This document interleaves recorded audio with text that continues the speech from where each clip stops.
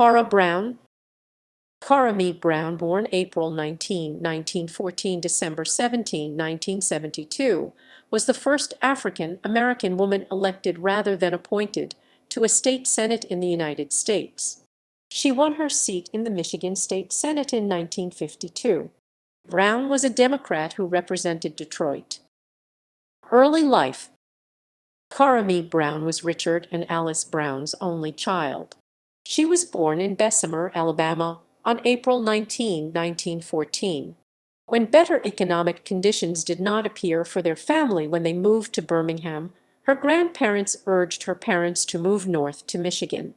At 8, she moved to Detroit, Michigan, with her family. There, her father established a tailor shop that was supported by Detroit automotive workers. They occupied a neighborhood that was racially diverse. Education. Brown enrolled at the Bishop School when her parents moved the family to Detroit in 1922, and she had her first experiences with racial discrimination at the school. A German classmate called her Schwarz or black woman, using negative connotations. In 1931, she graduated from Cass Technical High School and entered Fisk University, a historically black college in Nashville, Tennessee. She originally intended to study medicine, but found it too difficult to look at the medical cadavers. She quickly changed her concentration to sociological work. During her time at Fisk, she studied sociology with renowned sociologist E. Franklin Frazier and received an A.B. degree. To manage college expenses, Brown worked at a Detroit Urban League summer camp for underprivileged children. Brown was known for being particularly active in campus political movements as a student 1931–1935. This commitment was inspired by her strong reaction to the lynching of a young black man accused of rape in Columbia, Tennessee. Her actions on campus indicate her lifelong commitment to social justice. Following graduation, Brown returned to Detroit, where she worked from 1941 to 1946 as a policewoman in the Detroit Police Department's Women's Division. Many of her cases involved criminal law. This inspired her to attend Wayne State University's law school. She would pass the bar examination 2 weeks after her graduation in 1948. Though she did not focus on criminal law during her time in school, Brown remained interested in this pursuit. Legal career. Upon graduation from Fisk University in 1935, Brown took advantage of the need for social workers created by the 1929 economic crash. For another 5 years, she assisted the homeless of Detroit deal with the effects of the Great Depression. At 37, Brown worked as a fines lawyer in Detroit. She made a comfortable living and resided with her mother. Following her work as the Special Associate General Counsel of the U.S. Post Office, she moved to Los Angeles. She opened a small practice there and practiced law until her return to Detroit in 1970.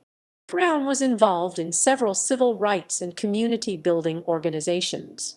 Brown worked with the NOC, ICA, the Alpha Kappa Alpha sorority, and the New Calvary Baptist Church.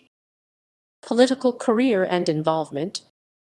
Brown's political involvement began during her time at Fisk University. As a student, she participated in demonstrations and was praised by writer Edward T. Clayton for her willingness to battle injustice.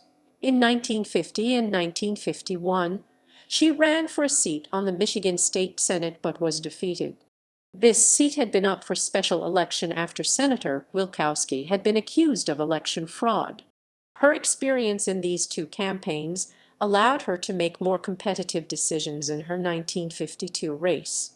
She went door to door and sent trucks around Detroit to spread her message to voters.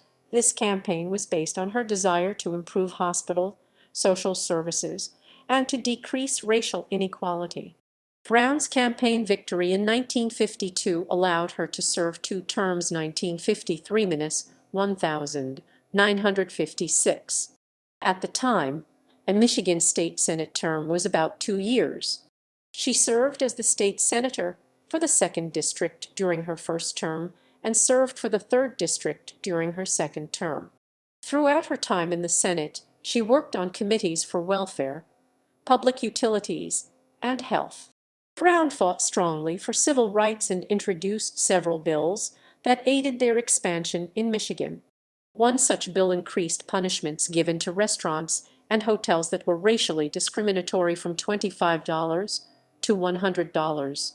Another, introduced in 1956, ordered the removal of licenses of business that discriminated on the basis of race. Brown is also noted to be a women's rights activist, as she worked to curb the distribution of pornography through the mail. Newspapers hailed her as the champion of the underprivileged. At times, Brown clashed with her colleagues in the Democratic Party. Her devotion to issues like education, civil rights, health, and labor often challenged more conservative members of her party. She made the decision to change her district in her 1956 run for office, challenging another Democrat who was quite popular. She told constituents not to vote for representatives who would not openly support the civil rights movement, costing her the support of the United Auto Workers Union and the Democratic Party. She supported Dwight Eisenhower when he ran for re-election in 1956 over the Democratic candidate Adlai Stevenson because of his views on civil rights. The same year, Brown attempted to win a seat in Congress. Her candidacy in the Democratic primary for U.S. Representative from Michigan's 1st District was announced following her 1956 selection as the Outstanding Woman Legislator of the Year. Ultimately, Brown lacked the support of her party in the election. She would lose by 6,491 votes.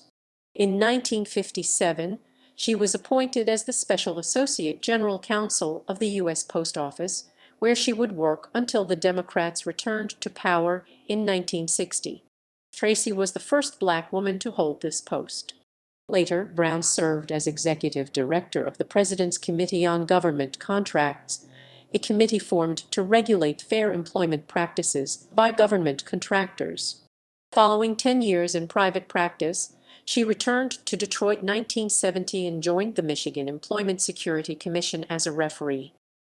In popular culture, a portrait of Brown, painted by Detroit artist Tabitha Cumey Bowens, was included in the 1988/89 exhibit Aint I a Woman at the Museum of African American History, Detroit. The exhibit featured a dozen prominent Black women from the state of Michigan, including Etheline Crockett, Violet T. Lewis, and Lucy Thurman.